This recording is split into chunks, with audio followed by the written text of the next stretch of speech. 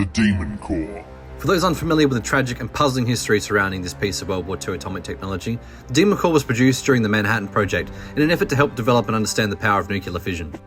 By bringing together near-critical masses of plutonium-239, the core could initiate a self-sustaining chain reaction. Perhaps the most infamous accident that the Demoncore was involved with happened during a demonstration of the core that then questionable scientist Lewis Slotin dubbed tickling the dragon's tail.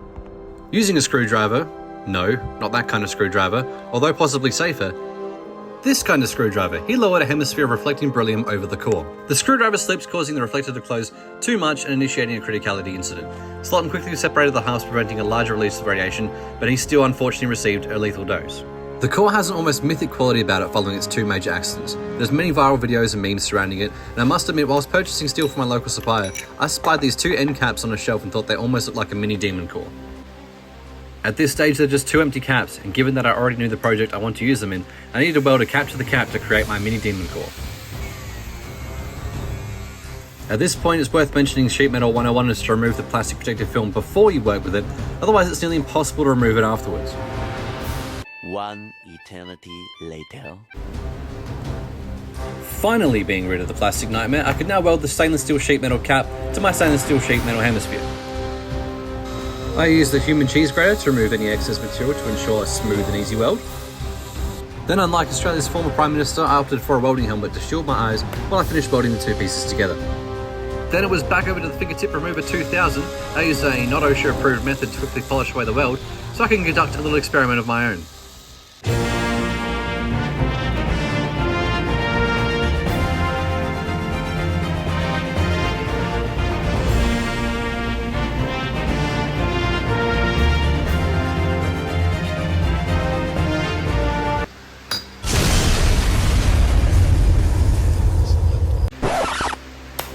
All jokes aside, now that the two halves are completed, I can weld them back together and polish the whole core to a brushed finish. I think it turned out looking really cool, although maybe a bit distasteful. I think it's going to be perfect for the sword design that I have.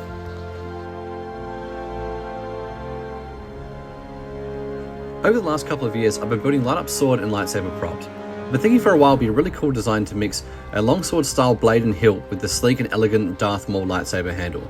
I think this mini Demoncore will make the perfect pommel for this longsword design. And so I got to work on taking this very long pipe and turning it into this little pipe and then turning it into this motion sick pipe. I used my powerful metal lathe to help me cut all of the Darth Maul style grooves into my longsword hilt.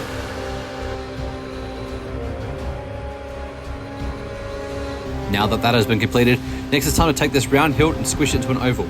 This does two things. It creates a handle that's easy to feel where your edge alignment is, and it keeps my fellow sword people happy. You do not want to anger this group by sharing a round handle sword.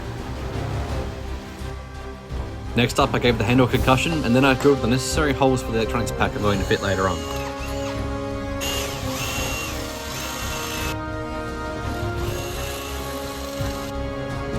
To ensure that there will be zero foes ended rightly, I welded the mini Demoncore pommel to the grip of the sword hilt.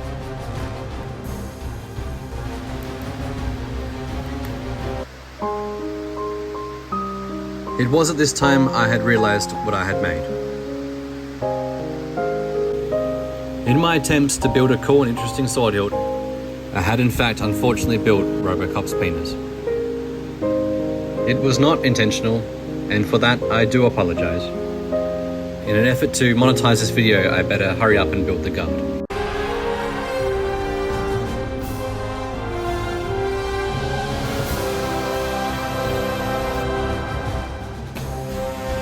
I chose a strong piece of 6mm thick stainless steel as my guard's material choice. I carefully cut them out using an angle grinder and I prepped all the surfaces for welding.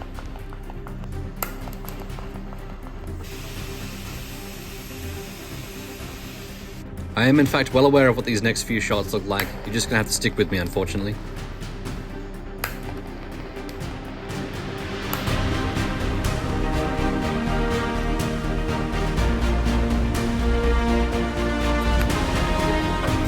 With the guard now fully welded, it was time to grind off the excess weld and polish the hilt to a mirror finish. I needed to prepare myself for the next task.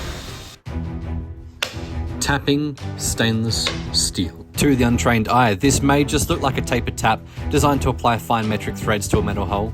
But in fact, it is a mental breakdown concentrate into a small metal package. It is 1,000 swear words rolled into a fine dart. There is no greater test of mental stability than to use one of these cruel and unforgiving tools. Every experience is that of defusing a bomb with only seconds left.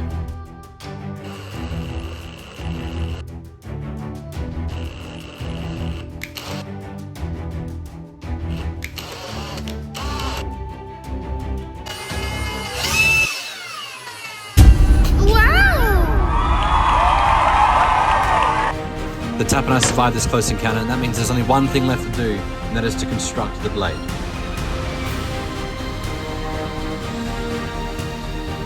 My belt tender makes easy work of this blade, turning into dandruff in seconds.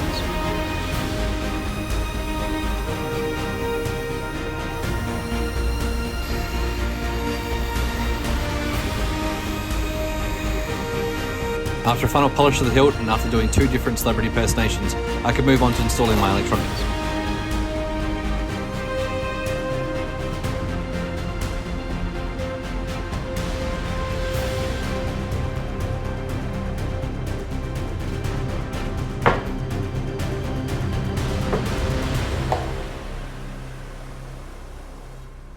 The final steps have been completed. Let's fire up this Demoncore powered longsword lightsaber.